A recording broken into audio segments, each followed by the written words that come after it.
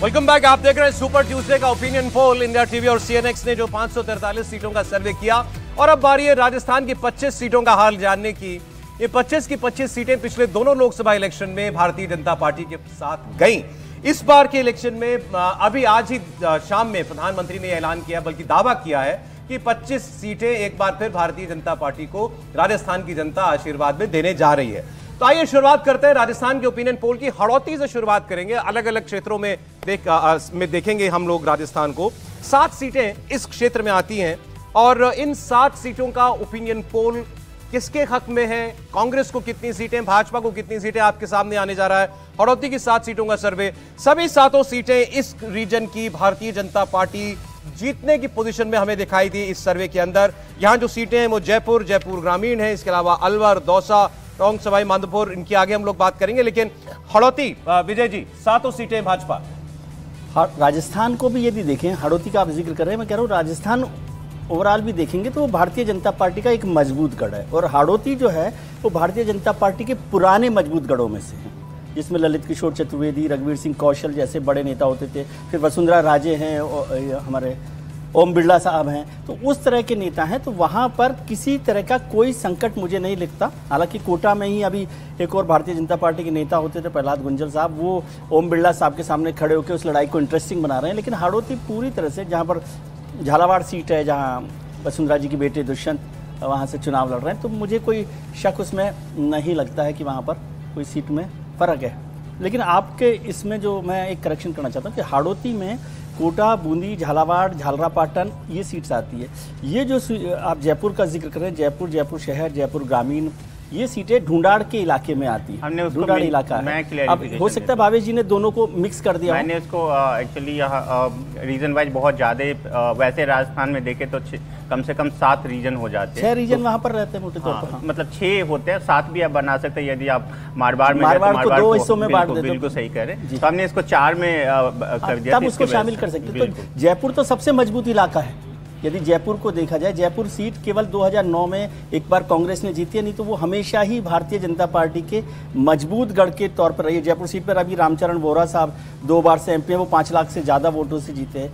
अभी जो कैंडिडेट बनाया है मंजू शर्मा जी, ये भारतीय जनता पार्टी के सबसे पुराने नेता हुआ करते थे, भंवरलाल शर्मा, जो हवामहल क्षेत्र से 7-8 बार विधायक रहे, उनकी बेटियाँ। और जयपुर सीट वैसे भी ब्राह्मण सीट मानी जाती है मोटे तौर पर, तो इसलिए वहाँ पर कोई मुझे शंका लगती नहीं। और कांग्रेस का एक और इसमें डेवलपमेंट हुआ कि पहले सुनील शर्मा साहब को जो है टिकट दिया गया था, लेकिन उनको लेकर कुछ कंट्रोवर्सी पार्टी की तरफ से ही खड़ी हो गई और उनको राइट विंगर बताया गया, और जब हुआ फिर उन्होंने अपने आप को विड्रॉ कर लिया और अब प्रताप सिंह खाचरियावास को दिया है, जो अशोक गहलोत सरकार में मंत्री होते थे। और प्रताप सिंह जी खुद नहीं लड़ना चाहते थे चुनाव। उन्होंने कहा कि मैं चुनाव नहीं लड़ना चाहता यहाँ से जयपुर सीट से, लेकिन पार्टी ने आदेश दिया इसलिए मैं लड़ रहा हूँ। वो भी समझ रहे हैं कि भाई जयपुर की सीट बहुत ही मुश्किल सीट है किसी भी दूसरी पार्टी या किसी के लिए भी, मैं समझता हूं। ठीक है, एक बार हम लोग जरा सारे रीजन्स का सर्वे अगर एक बार दिखा दे तो फिर हम इंडिविजुअल सीट्स की बात फिर कर सकते हैं। ओवरऑल टैली भी आपको जो है वो पता चल जाएगी। तो एक बार नजर डाल लेते हैं सभी हिस्सों पर राजस्थान के। तो अभी हमने जो है हड़ौती की बात की, इसके अलावा अगले जो क्षेत्र हैं वो आप स्क्रीन पर अब आपके आने जा रहे हैं। ये 25 सीटें जो है राजस्थान की, ये किसके पास जाती हुई दिखाई दे रही है सर्वे के अंदर। शेखावटी की 3 सीटें, यहां भी भारतीय जनता पार्टी को तीनों सीटें जो है मिलती हुई दिखाई दे रही हैं। शेखावटी के अंदर कौन कौन सी सीटें, भावेश अगर आप बस हमको इतना बताते रहिए फिर जुन्नू सीकर और एक चूरू को तो आपने शामिल नहीं किया होगा इसमें। चूरू है, मैं बता रहा हूँ बस। जुन्नू सीकर शेखावटी के अंदर आती है। इसके बाद चूरू की अगर बात करें तो चूरू में भी जो है चूरू में एक डेवलपमेंट ये हुआ है कि बीजेपी की जो सिटिंग एमपी है, चूरू में एक डेवलपमेंट हुआ कि बीजेपी की जो सिटिंग एमपी है राहुल कसवा, वो छोड़कर कांग्रेस में चले गए और वहां ये देवेंद्र झाझरिया को खड़ा किया। Devendra Jhajharia para Olympian medallist है देवेंद्र झाझरिया, तो उनका एक बड़ा अच्छा वो है। लेकिन राहुल कसवा की भी एक बड़ी ताकत है वहां पर और इसलिए थोड़ी सी सीट मुश्किल लगती है। लेकिन और चूरू को ही आपको ध्यान हो कि पिछली बार विधानसभा में जो राजेंद्र सिंह राठौड़ थे, उनका झगड़ा वो तारानगर सीट से हार गए थे, तो तब भी लगा कि राहुल कसवा का टिकट ही इसलिए कटा क्योंकि ये माना गया कि राजेंद्र राठौड़ को इन्होंने हरवाया वहां पर। मारवाड़ की बात करें, मारवाड़ में भी 7 सीटें आती हैं और मारवाड़ में पूरी तरीके से भारतीय जनता पार्टी के रंग में रंगा हुआ इस वक्त हमको दिखाई दे रहा है। जबकि हमने कई बार हमने तो अपने प्रोग्राम दोपहर में भी चर्चा की कहानी कुर्सी की में कि बहुत सारे बागी, बहुत सारे लोगों का इधर से उधर जाना दोनों पार्टियों में इस बार रहा है राजस्थान में। लेकिन इलेक्शन लोकसभा चुनाव में कोई असर जो है नरेंद्र मोदी के नाम पर जब वोट पड़ता है कोई अंतर दिखाई नहीं दिया। हर्षवर्धन जी, देखिए, मुझे लगता है कि इसके पीछे जो सबसे बड़ी वजह है कि नरेंद्र मोदी के नाम पर कोई असर नहीं पड़ता है। और अगर आप ध्यान से देखें तो भारतीय जनता पार्टी जो रिप्लेसमेंट करती है वो बहुत अच्छा करती है। मतलब इस मामले में मैं कहूंगा कि प्रत्याशी का चयन और कभी अगर गड़बड़ हो गई तो वो जो नैरेटिव तैयार करती है बड़ा अच्छा करती है। जैसे चूरू की बात कर रहे थे, तो अब राहुल कसवा के परिवार में 3 पीढ़ी से वहां कुछ न कुछ सीटें हैं। अब देवेंद्र झांझड़िया जिनको कह रहे हैं ना कि एक वो जो पैरालंपियन है उनका अपना एक प्रभाव है, तो भारतीय जनता पार्टी ने वहां नैरेटिव ही नया खड़ा कर दिया। दूसरा, ये जो सोशल मीडिया के वॉरियर्स हैं ये भी कुछ समय तक तो भारतीय जनता पार्टी के विरोध में दिखते हैं, फिर वो कहते हैं कि नहीं नहीं, ये चूंकि बड़े लक्ष्यों की लड़ाई है तो जो नरेंद्र मोदी और बड़ा लक्ष्य वो सबसे ज्यादा काम आता है। राजस्थान में भी अगर हम देखें तो शायद कोई ऐसा इलाका होगा जहां असंतोष नहीं होगा, बिल्कुल, लेकिन उसके बावजूद कोई भी सीट भारतीय जनता पार्टी हारती हुई दिख रही है। जैसे चाहे इसकी बात करें या बाड़मेर वाली सीट की बात करें, दोनों पर ही है कि कुछ न कुछ इधर के लोग बागी हो गए, विद्रोही हो गए, लेकिन भारतीय जनता पार्टी की स्थिति बहुत मुश्किल में कहीं नहीं आ रही है। ज्योति मिर्धा वाली सीट है, उसमें भी यही स्थिति है कि भारतीय जनता पार्टी एक बार को लगा कि हनुमान बेनीवाल हटेंगे तो क्या होगा, लेकिन भारतीय जनता पार्टी ने उसका नैरेटिव खड़ा कर लिया। आज जब वो प्रधानमंत्री जिक्र कर रहे थे तो उन्होंने कहा कि 14 में हमने अकेले जीती, 19 में एनडीए के साथ जीती और 25 में हम फिर से जीतेंगे। तो जो बीजेपी का मैसेज कन्वे करने का तरीका है नरेंद्र मोदी के ब्रांड के साथ, वो बहुत कारगर होता है और राजस्थान में हम उसका असर देख रहे हैं। देखिए, ऐसे ही हाल जो है मेवाड़ में भी दिखाई दे रहा है। बस अब आखिरी रीजन की हम बात कर लेता हूं। मेवाड़ की 8 सीटें, ये भी 8 की 8 सीटें भारतीय जनता पार्टी के पास जाती हुई दिखाई दे रही हैं। तो इस तरीके से आप देखें तो प्रधानमंत्री ने जो आज दावा किया है वो बिल्कुल रिफ्लेक्ट हो रहा है जमीन पर। 25 की 25 सीटें लगातार तीसरी बार नरेंद्र मोदी के नाम पर बीजेपी को राजस्थान में मिलने जा रही हैं। और ये वो, जैसे राजस्थान हुआ, एमपी हुआ, गुजरात हुआ, ये वो इलाके हैं जहां कांग्रेस पार्टी के साथ सीधी टक्कर है, जहां राहुल गांधी के ऊपर जिम्मेदारी है बीजेपी को रोकने की, नरेंद्र मोदी को रोकने की। लेकिन कहीं कोई डेंट जरा सा भी पड़ता हुआ दिखाई नहीं दे रहा है। ये आपको ऑपोजिशन की जो ताकत है उसके बारे में भी इन क्षेत्रों में बता रहा है। देखिए, पूरे राजस्थान को देखिए तो एक बहुत ही इंटरेस्टिंग डेवलपमेंट ये है, जो सबसे ज़्यादा वोटों से जीते थे लोकसभा चुनाव भीलवाड़ा से, बीजेपी ने उन्हीं का टिकट काट दिया और उन्होंने किसी और को दे दिया है। तो ये कॉन्फिडेंस है बीजेपी के अंदर, इसलिए बीजेपी जितना ज़्यादा एक्सपेरिमेंट कर सकती है। जैसे चूरू की बात कर रहे थे, चूरू में जो राहुल कसवा की सीट थी उसमें जब विधानसभा का चुनाव हुआ था तो 8 में से 6 विधानसभा चुनाव बीजेपी हार गई थी, जिसका नतीजा था कि उनका टिकट कटना ही था। उनके खिलाफ एक अच्छा खासा एंटी इनकम्बेंसी था।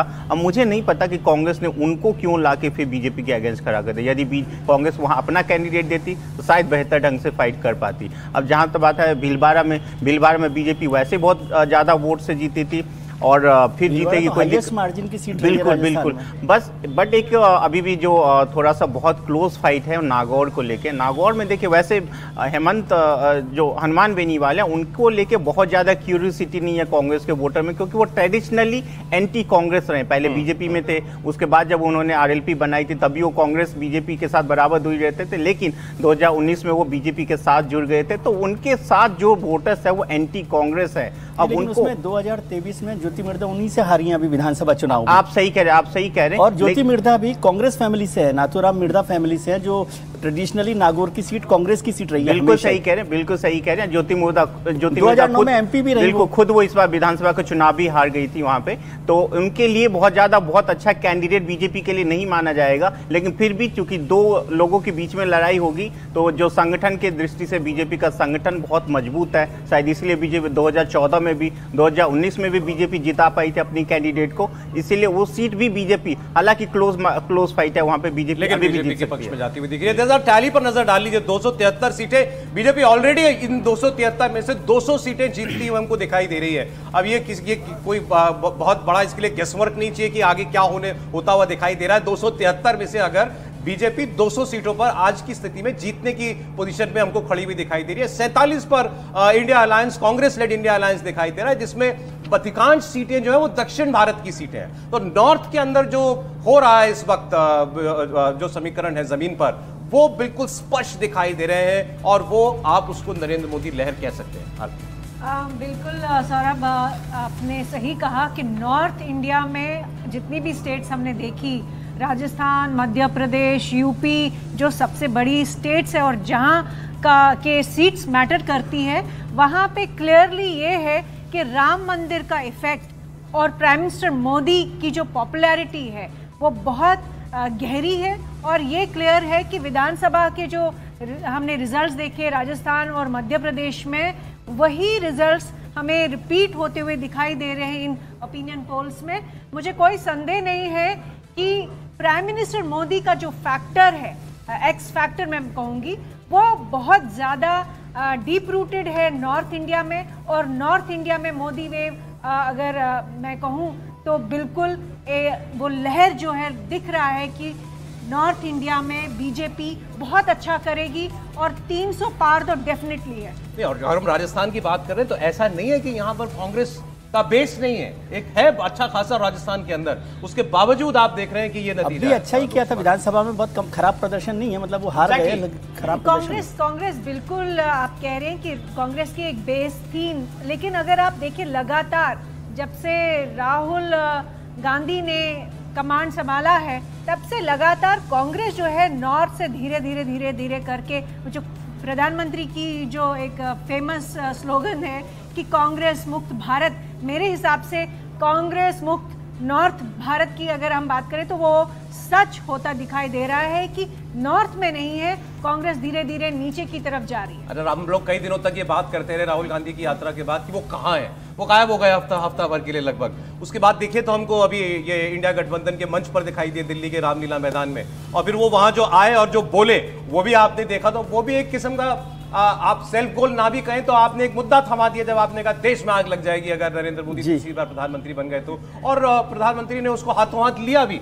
राहुल गांधी के बारे में आपको क्या कहना है जो वो बातें इस कैंपेन में उठा रहे हैं? देखिए, राहुल गांधी सबसे बड़े कैंपेनर है बीजेपी के और खासकर प्राइम मिनिस्टर नरेंद्र मोदी के, क्योंकि लगातार जिस तरह की बचकानी हरकतें और इमेच्योर स्टेटमेंट्स दे रहे हैं जिससे ऑटोमेटिकली जो लोग अभी भी फेंस सिटर्स जिनको कहते हैं, जो बीच में खड़े होते हैं, उनके लिए बहुत आसान हो जाता है ये तय करने में कि प्राइम मिनिस्टर मोदी या राहुल गांधी। तो राहुल गांधी का मुझे लगता है एक बहुत बड़ी भूमिका इतिहास में मानी जाएगी कि उन्होंने लगातार बीजेपी को, खासकर नरेंद्र मोदी का जो एरा इतिहास में देखा जाएगा उसमें उनका एक योगदान रहेगा कि उन्होंने अपनी जो इमेच्योर पॉलिटिक्स और जो नफरत वाली जो भाषा इस्तेमाल करते हैं उससे बीजेपी और प्रधानमंत्री मोदी को फायदा हुआ। सहमत है? मुझे लगता है आरती जी की मुलाकात शायद कांग्रेस के कुछ नेताओं से हुई है, उससे शायद ये इंप्रेशन उनका बना है।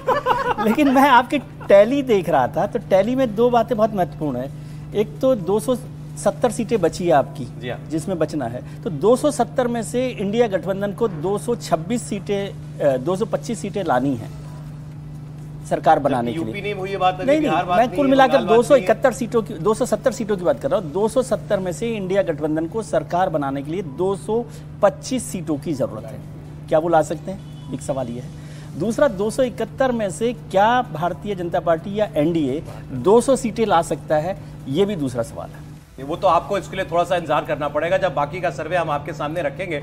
लेकिन उत्तर भारत की हम लोग बात कर रहे थे तो इसमें तो अब कोई शक नहीं है कि यहाँ नरेंद्र मोदी के नाम पर जो वोट मिल रहा है और उसमें आप राम मंदिर का मुद्दा अगर जोड़ दीजिए तो ये एक ऐसा डेडली कॉम्बिनेशन इस वक्त बना हुआ है जिसका कोई तोड़ नहीं है। और राम मंदिर को लेकर जो बातें कही गई, ये प्राण प्रतिष्ठा के कार्यक्रम में न जाना, और राहुल गांधी ने जो बातें कही उसका जिक्र भी आरती ने किया, ये सब कुछ विपक्ष के खिलाफ ही काम करा। आप अपना कैंपेन अपने खिलाफ कैसे खड़ा कर लेते हैं, ये भी सवाल है। नहीं, लेकिन मतलब मैं आरती जी से थोड़ा सा असहमत होता हूँ। ये अच्छी बात नहीं है कि आरती जी खुद जो है ये महिला का विरोध क्यों कर रही है। ऐसे तो ठीक नहीं है ना। सारा क्रेडिट सिर्फ राहुल गांधी को दे दिया। अच्छा। प्रियंका जी ने भी कल बात की रामलीला मैदान के मंच पे, उन्होंने कहा कि भाई ये कर्मकांड करते रहते हैं राम के नाम पर, ये कोई ढंग का काम नहीं करते हैं। तो लोगों को याद आ गया कि अच्छा राम मंदिर बनाना कर्मकांड है। या प्रधानमंत्री नरेंद्र मोदी ने जो 11 दिन का अनुष्ठान किया नासिक के पंचवटी से, फिर जितनी भाषाओं में रामायण लिखी गई है भारतीय भाषाओं में, वो सब सुन के, और सारे मंदिरों से, रामेश्वर से, त्रिपुरार मंदिर से, कंब रामायण, जितनी रामायण थी वो सब सुन के, और तब वो आते हैं तो वो कर्मकांड है। तो देश के लोगों को समय समय पर ये याद दिलाने में मुझे लगता है कि राहुल गांधी के साथ प्रियंका जी का भी बड़ा योगदान है, और वो दोनों शायद अपने इस योगदान को बहुत अच्छे से समझते हैं। इसीलिए अमेठी और रायबरेली फिलहाल अभी दूर रहना है थोड़ा, चलिए ज्यादा नहीं। अभी तो बाकी अमेठी रायबरेली ये तो पता लगे लड़ कौन रहा है। नहीं, मैं तो इसीलिए कह रहा हूं कि अभी तो उधर जाएंगे जब उत्तर प्रदेश की, तो भावेश जी के सर्वे में क्या होगा, लेकिन दूर रहना है उससे। अभी तक कांग्रेस पार्टी ने इन दोनों सीटों पर कोई प्रत्याशी नहीं उतारा है, तो वो लोग जानते हैं कि वो क्या कर रहे हैं, उनको भी पता है। तो ऐसे में चुनाव लड़ने का भी साहस अगर नहीं कर पाना, वायनाड जा रहे हैं, वहां भी उनको तरह तरह की मुश्किलें हो रही है। और मैं फिर से कह रहा हूं, देखिए ये बार बार कहा जाता है नरेंद्र मोदी बहुत बड़े ब्रांड हैं, बहुत कुछ है, लेकिन देश का मानस बदल गया है। जो देश के लोगों को सब चीजें तुरंत समझ में आ जाती हैं, तुरंत पता चल जाता है। पहले कहा जाता था ना कि झूठ जब पूरी दुनिया के चक्कर लगा के लौटता है तब सच अपने जूते पहन रहा होता है। अब ऐसा नहीं, अब झूठ फैलता है तो उसी के साथ सच भी, उसका रिबटल भी सामने आ जाता है। मुझे लगता है कि ये जो राजनीतिक तौर पर, सामाजिक तौर पर बड़ा बदलाव हुआ है, इसने उन नेताओं के लिए मुश्किल की जो परंपरागत खांचे में राजनीति कर रहे थे कि कोई एक चीज उछाल देंगे 2 महीने गायब हो जाएंगे, जो इंटरवल पॉलिटिक्स किया करते थे, उन लोगों को मुश्किल हो रही है और इसकी वजह से आंकड़ा दिख रहा है। देखिए, हम लोग जब ऑपोजिशन के नेताओं से बात करते हैं तो जैसे अभी हमने उन स्टेट्स की बात की जहां बीजेपी का स्ट्राइक रेट 100% है। एमपी, एक सीट छोड़ दीजिए, एमपी है, राजस्थान है, गुजरात है, इनका सर्वे आज आपने देखा है। वो ये बात मानने के लिए तैयार नहीं होते हैं कि लगातार तीसरा इलेक्शन ये आप कैसे दिखा देते हैं कि एक भी सीट हमको नहीं मिल रही है।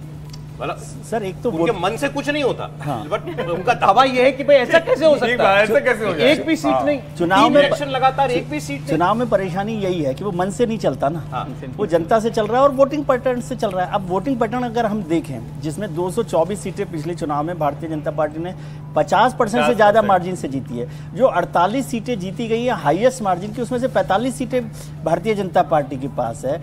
11 राज्यों में 50% से ज्यादा, बल्कि वो 60% भी है, करीब करीब 7 राज्यों में 60% वोट यहाँ पर है। तो वो कैसे बदलेगा? और उसका एक तरीका हो सकता है, जो बार बार मैं सवाल पूछता हूँ, कि क्या ये माहौल बना है कि भाई नरेंद्र मोदी सरकार को हटाना चाहिए?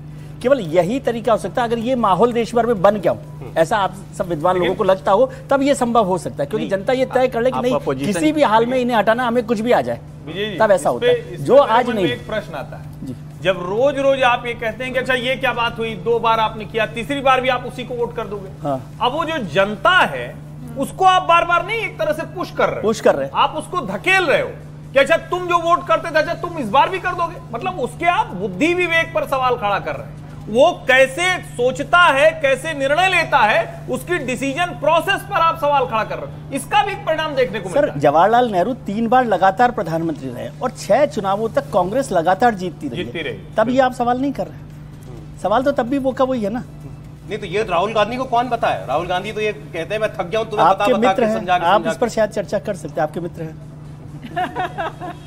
हाँ भावेश, देखिए, आप पूरे विमर्श को देखिए तो एक चीज, जब से प्राइम मिनिस्टर ने लोकसभा में बोला कि इस बार एनडीए 400 सीटें जीतेगी और बीजेपी अकेले 370 जीतेगी, उसके बाद से आपने किसी भी अपोजिशन के नेता का आपने कोई स्टेटमेंट सुना? जुलाई अगस्त में जब इंडिया गठबंधन फॉर्म हुई थी उस टाइम जरूर नीतीश कुमार उनके पार्टी के लोग कहते थे हम इनको 100 सीटों पे रोक देंगे, और एक क्यूरियोसिटी बन गई थी कि क्या बीजेपी हार जाएगी क्या। लेकिन उसके बाद जब प्राइम मिनिस्टर ने लोकसभा में बोला कि हम 400 सीटें लेके आ रहे, उसके बाद देखिए सारा डिबेट सिर्फ यही हो रहा है कि क्या सच में बीजेपी 400 सीटें क्रॉस करेगी या नहीं करेगी। अपोजिशन के नेताओं का बयान दे दिए, कहेंगे इनको हम 250 पे रोक देंगे, मतलब 250 तक लेके आएंगे, मतलब 250 तक तो मान ही रहे कि जीत रही बीजेपी।